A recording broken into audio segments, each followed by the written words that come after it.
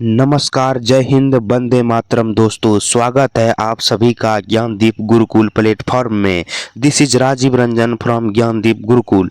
आज की यह वीडियो यूट्यूब पर भूचाल लाने वाली वीडियो साबित होगी, क्योंकि आज इस वीडियो के अंदर कंप्लीट सिंधु घाटी सभ्यता का प्रश्न आपको पढ़ना है।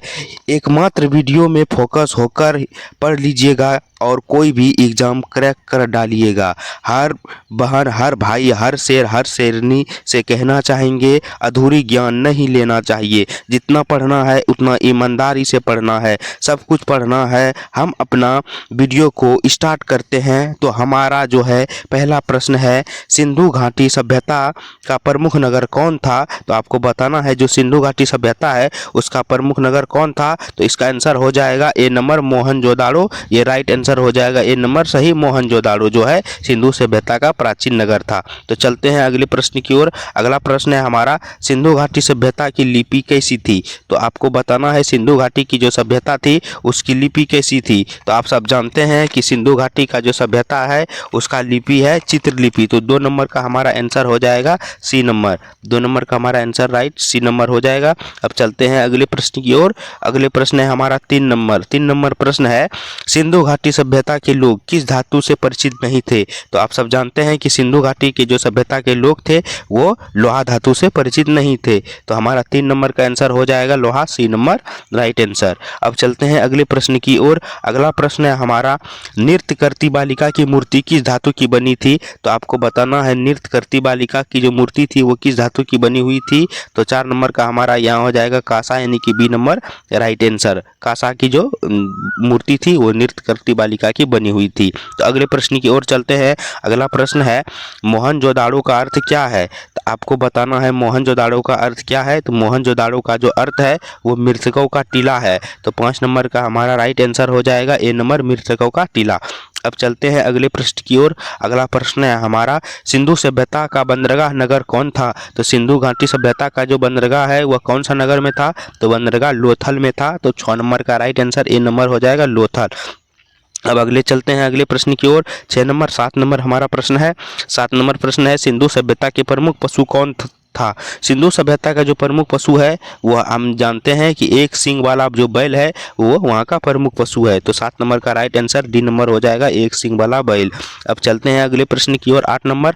8 नंबर हमारा प्रश्न है, सिंधु सभ्यता में पक्की ईंटों का प्रयोग कहाँ हुआ था? तो सिंधु घाटी सभ्यता में पक्की ईंटों का प्रयोग जो है भवन और नालियों दोनों में हुआ था। तो 8 नंबर का राइट आंसर हो जाएगा सी नंबर, भवन और नालियों दोनों में। अब चलते हैं अगले प्रश्न की ओर। अगला प्रश्न है हमारा 9 नंबर। 9 नंबर हमारा प्रश्न है, सिंधु सभ्यता के लोग किस प्रकार के मकानों में रहते थे? तो आपको बताना है सिंधु सभ्यता के जो लोग थे वो किस प्रकार के मकानों में रहते थे। तो ईंटों के मकान में रहते थे। तो 9 नंबर का राइट आंसर सी नंबर हो जाएगा, ईंटों के मकान। अब चलते हैं अगले प्रश्न की ओर। 10 नंबर। 10 नंबर हमारा प्रश्न है, सिंधु सभ्यता में अग्निकुंड का प्रमाण कहाँ से मिला है? तो आपको बताना है सिंधु घाटी सभ्यता में अग्निकुंड का प्रमाण कहाँ से मिला है? तो वो हो जाएगा कालीबंगा से मिला है। तो 10 नंबर का राइट आंसर हो जाएगा ये नंबर, कालीबंगा। अब चलते हैं अगले प्रश्न की ओर। 11 नंबर। 11 नंबर हमारा प्रश्न है, सिंधु घाटी सभ्यता किस काल की सभ्यता है? तो आपको बताना है सिंधु घाटी की जो सभ्यता है वो किस काल की सभ्यता है। तो 11 नंबर का राइट आंसर हो जाएगा बी नंबर, ताम्रपाषाण काल, यानी कि बी नंबर राइट आंसर हो जाएगा 11 का भी। ताम्रपाषाण काल जो है सिंधु घाटी की सभ्यता है। अब आपको बताना है 12 नंबर। 12 नंबर हमारा प्रश्न है, सिंधु घाटी सभ्यता की खोज किसने की थी? आपको बताना है सिंधु घाटी की जो सभ्यता थी उसका खोज किसने की थी। तो यहाँ पर 12 नंबर का राइट आंसर हो जाएगा बी नंबर, दयाराम साहनी। इसी ने खोज की थी सिंधु घाटी सभ्यता का। अब चलते हैं अगले प्रश्न की ओर। सिंधु घाटी सभ्यता का विस्तार किस नदी के किनारे था? तो आपको बताना है सिंधु घाटी का जो सभ्यता था उसका विस्तार किस नदी के किनारे था। तो यहाँ पे सिंधु नदी के किनारे था। तो 13 नंबर का सी नंबर राइट आंसर हो जाएगा। अब चलते हैं अगले प्रश्न की ओर। अगला प्रश्न है हमारा 14 नंबर। 14 नंबर हमारा प्रश्न है, सिंधु सभ्यता में तांबे की मुहर किस उद्देश्य से प्रयोग की जाती थी? तो सिंधु घाटी का जो सभ्यता था उसमें तांबे का मुहर प्रयोग करता था। वो किस उद्देश्य से प्रयोग करता था? तो वो व्यापार के लिए प्रयोग करता था। तो 14 नंबर का हो जाएगा राइट आंसर बी नंबर, व्यापार के लिए। अब चलते हैं अगले प्रश्न की ओर। 15 नंबर। 15 नंबर हमारा प्रश्न है, सिंधु सभ्यता में धर्म से संबंधित स्थल का प्रमाण कहाँ से मिला है? तो आपको बताना है सिंधु घाटी सभ्यता में धर्म से जो संबंधित है स्थल वहाँ हमें परिमाण कहाँ से मिला है, तो 15 नंबर का हो जाएगा यहाँ पे मोहनजोदाड़ो से मिला है। तो 15 नंबर का राइट आंसर ए नंबर हो जाएगा मोहनजोदड़ो। उसके बाद चलते हैं अगले प्रश्न की ओर। अगला प्रश्न है हमारा 16 नंबर। 16 नंबर हमारा प्रश्न है, किस नगर से धान अवशेष मिले हैं? किस नगर से धान के अवशेष मिले हैं? तो आपको बताना है धान के अवशेष किस नगर से मिले हैं। तो 16 नंबर का हमारा राइट आंसर हो जाएगा कालीबंगा, यानी कि बी नंबर राइट आंसर हो जाएगा। यहाँ से हमें धान का अवशेष मिले हैं। अब चलते हैं अगले प्रश्न की ओर। 17 नंबर। 17 नंबर हमारा प्रश्न है, सिंधु घाटी सभ्यता के लोग किस खेल से परिचित थे? तो आपको बताना है सिंधु घाटी के जो सभ्यता के लोग थे वो किस खेल से परिचित थे, तो वो शतरंज से परिचित थे। तो 17 नंबर का ए नंबर राइट आंसर हो जाएगा। अब चलते हैं अगले प्रश्न की ओर। अगला प्रश्न है हमारा 18 नंबर। 18 नंबर क्वेश्चन है, सिंधु सभ्यता कौन सा नगर भारत में स्थित है? सिंधु सभ्यता का कौन सा नगर है जो अभी भारत में स्थित है? तो आपको बताना है। तो 18 नंबर का राइट आंसर हो जाएगा सी नंबर, कालीबंगा जो है भारत में स्थित है।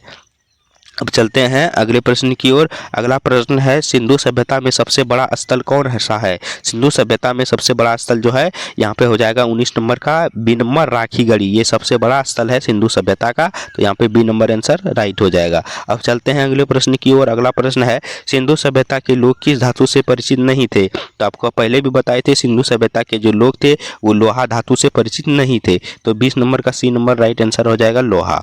अब चलते हैं अगले प्रश्न की ओर। अगला प्रश्न है हमारा 21 नंबर। 21 नंबर हमारा प्रश्न है, सिंधु सभ्यता में योजना बद्ध नगर कौन सा था? तो आपको बताना है सिंधु सभ्यता में योजना बद्ध नगर कौन सा था। तो यहाँ पे 21 नंबर का जो है राइट आंसर हो जाएगा बी नंबर मोहनजोदाड़ो था। तो यहाँ पे मोहनजोदाड़ो हो जाएगा राइट आंसर, 21 का बी मोहनजोदाड़ो। तो हमारा जो है 22 नंबर प्रश्न है, सिंधु सभ्यता की मुद्रा किस पर आधारित थी? तो आपको बताना है सिंधु घाटी का जो सभ्यता था वहाँ का मुद्रा किस पे आधारित था। तो 22 नंबर का राइट आंसर हो जाएगा बी नंबर वस्तु विनिमय। वस्तु विनिमय का मतलब होता है एक वस्तु के बदले हमें दूसरे वस्तु लेना, वस्तु विनिमय कहलाता है। अब चलते हैं अगले प्रश्न की ओर। अगला प्रश्न है, सिंधु सभ्यता का पतन किस कारण से हुआ? 23 नंबर का क्वेश्चन है, सिंधु सभ्यता का पतन किस कारण से हुआ? तो आपको बताना है। देखिए इसका जो एग्जैक्ट कारण है अभी तक पता नहीं लगाया जा सका है। तो यहाँ पे हो जाएगा इनमें से सभी कारण, विदेशी आक्रमण, जलवायु परिवर्तन, भूकंप, सभी कारण यहाँ पे हो जाएगा राइट आंसर, तो इसका डी नंबर। अब चलते हैं अगले प्रश्न की ओर। अगला प्रश्न है, सिंधु सभ्यता की आर्थिक व्यवस्था मुख्यतः किस पे आधारित थी? तो आपको बताना है सिंधु सभ्यता का जो आर्थिक व्यवस्था है वो किस पर आधारित है? तो यहाँ पे कृषि पे आधारित है। तो 24 नंबर का राइट आंसर हो जाएगा सी नंबर कृषि। अब चलते हैं अगले प्रश्न की ओर। अगला प्रश्न है 25 नंबर। 25 नंबर हमारा क्वेश्चन है, सिंधु सभ्यता में प्रसिद्ध मोहरों कौन सा पशु प्रमुख है? सिंधु सभ्यता के प्रसिद्ध मोहरों में कौन सा पशु प्रमुख है? तो आपको बताना है कौन सा पशु जो है सिंधु सभ्यता के मोहरों में प्रसिद्ध है। तो 25 नंबर का आंसर हो जाएगा बी नंबर गेंडा। ये जो है प्रसिद्ध है पशु मोहरों में। अब चलते हैं 26 नंबर प्रश्न। 26 नंबर हमारा प्रश्न है, सिंधु सभ्यता में नालियों की विशेषता क्या थी? आपको बताना है सिंधु के जो सभ्यता थे उसमें नालियों की क्या विशेषता थी। तो 26 नंबर का राइट आंसर हो जाएगा यहाँ पे सी नंबर, ढकी हुई नालियाँ वहाँ पे पाई जाती थी। यहाँ पे 26 नंबर का आंसर हो जाएगा सी नंबर, ढकी हुई नालियाँ। अब चलते हैं अगले प्रश्न की ओर। अगला प्रश्न है, सिंधु सभ्यता एकमात्र पर्वत चित्र कहाँ से मिला है? सिंधु सभ्यता का एकमात्र पर्वत चित्र हमें कहाँ से मिला है? तो 27 नंबर का आपको बताना है। यहाँ पे हो जाएगा मोहनजोदाड़ो से मिला है सिंधु सभ्यता का एकमात्र पर्वत चित्र। यहाँ पे 27 नंबर का बी नंबर हो जाएगा मोहनजोदाड़ो। उसके बाद चलते हैं अगला प्रश्न की ओर। 28 नंबर। 28 नंबर हमारा प्रश्न है, सिंधु सभ्यता के लोग किस देवता की पूजा करते थे? तो आपको बताना है सिंधु देवता के जो लोग थे वो किस देवता की पूजा करते हैं। वहाँ पे देखिए पशुपति लिखा होगा, पशुपति यानी कि शिव देवता होता है। यहाँ पे बी नंबर आंसर हो जाएगा। अगले प्रश्न की ओर चलते हैं। अगला प्रश्न है हमारा बी नंबर। यहाँ पे अब 29 नंबर हमारा प्रश्न है, नृत्य करती बालिका की मूर्ति जो है कहाँ से हमें प्राप्त हुआ था? तो यहाँ पे नृत्य करती बालिका का जो मूर्ति है 29 नंबर में, यहाँ बी नंबर हो जाएगा मोहनजोदाड़ो से प्राप्त हुआ था। तो यहाँ पे 29 नंबर का बी नंबर हो जाएगा मोहनजोदड़ो। अब चलते हैं अगले प्रश्न की ओर। अगला प्रश्न है हमारा 30 नंबर। 30 नंबर हमारा प्रश्न है, सिंधु सभ्यता के लोग किस कपड़े का प्रयोग करते थे? आपको बताना है सिंधु सभ्यता के जो लोग थे वो किस कपड़ा का प्रयोग करते थे। तो वो सूती कपड़ा का प्रयोग करते थे। तो यहाँ पे 30 नंबर का हो जाएगा राइट आंसर सी नंबर सूती कपड़ा। अब चलते हैं अगले प्रश्न की ओर। अगला प्रश्न है हमारा 31 नंबर। 31 नंबर हमारा प्रश्न है सिंधु सभ्यता के लोग मृतकों को कैसे दफनाते थे। आपको बताना है सिंधु सभ्यता के जो लोग थे वो मृतकों को कैसे दफनाते थे। 31 नंबर हो जाएगा यहाँ भूमि में दफन करता था, यानी कि डी नंबर आंसर सही हो जाएगा।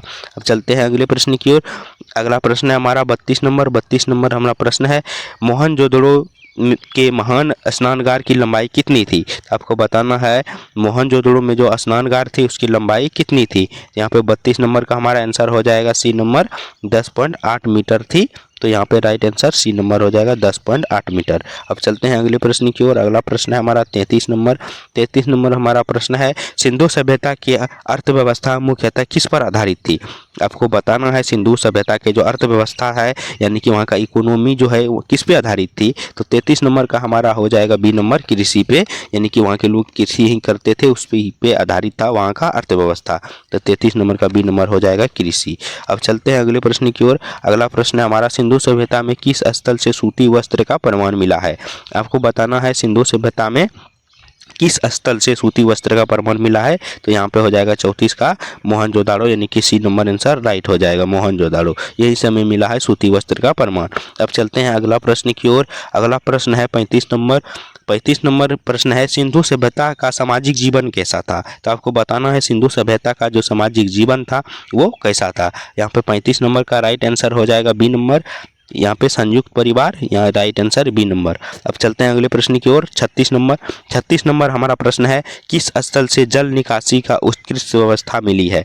यहाँ पे किस स्थल से जल निकासी का उत्कृष्ट व्यवस्था मिली है। तो 36 नंबर का हमारा राइट आंसर हो जाएगा मोहनजोदाड़ो, यहाँ पे 36 का बी नंबर सही हो जाएगा। अब चलते हैं अगले प्रश्न की ओर। अगला प्रश्न है हमारा सिंधु सभ्यता में मुद्रा किस सामग्री की बनी थी।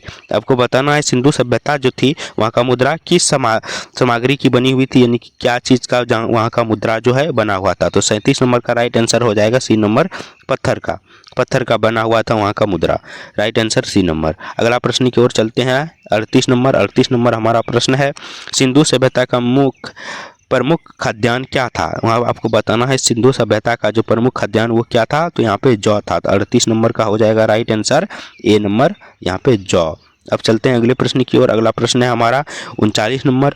सिंधु सभ्यता के नगरों का निर्माण किस योजना पर आधारित है। तो आपको बताना है सिंधु सभ्यता का जो नगरों का निर्माण है वो किस योजना पे आधारित है। तो आपको यहाँ पे 39 नंबर का सी नंबर हो जाएगा वर्गाकार ग्रिड, यानी कि सी नंबर ये राइट आंसर हो जाएगा वर्गाकार ग्रिड। अब चलते हैं अगले प्रश्न की ओर। 40 नंबर। 40 नंबर हमारा प्रश्न है किस स्थल से दांत की सर्जरी का प्रमाण मिला है। तो आपको बताना है किस स्थल से जो है दांत की सर्जरी का प्रमाण मिला है। 40 नंबर। 40 नंबर का राइट आंसर हो जाएगा बी नंबर मेहरगढ़, यहाँ से जो है दांत की सर्जरी का प्रमाण मिला है, बी नंबर राइट आंसर। अब अगले प्रश्न की ओर चलते हैं।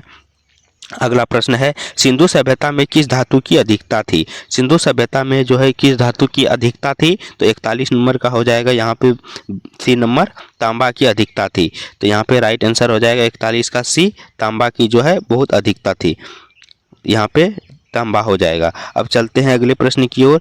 अगला प्रश्न है हमारा 42 नंबर। 42 नंबर हमारा प्रश्न जो है सिंधु सभ्यता के लोग किस खेल के प्रमाण छोड़ गए हैं। सिंधु सभ्यता के जो लोग हैं वो किस खेल के परिमाण छोड़ गए हैं। तो यहाँ पे पासा के परिमाण छोड़ गए हैं, यानी कि 42 नंबर का राइट आंसर हो जाएगा ए नंबर, यहाँ पे राइट आंसर हो जाएगा। आप सब हमें कमेंट में बताइएगा कि आप पहले से कितने प्रश्न के जो है आंसर जानते थे, कमेंट में ज़रूर कीजिएगा। हमारा अगला क्वेश्चन है 43 नंबर। 43 नंबर हमारा प्रश्न है सिंधु सभ्यता में मिले शव की स्थिति कैसी पाई गई है। सिंधु सभ्यता में जो है शव मिली थी, वहाँ की लाश जो मिली थी उसका स्थिति कैसी पाया गया था। तो 43 नंबर का हमारा राइट आंसर हो जाएगा सी नंबर सीधे और लेटे, यहाँ पे हो जाएगा सी नंबर सीधे लेटे पाया गया था।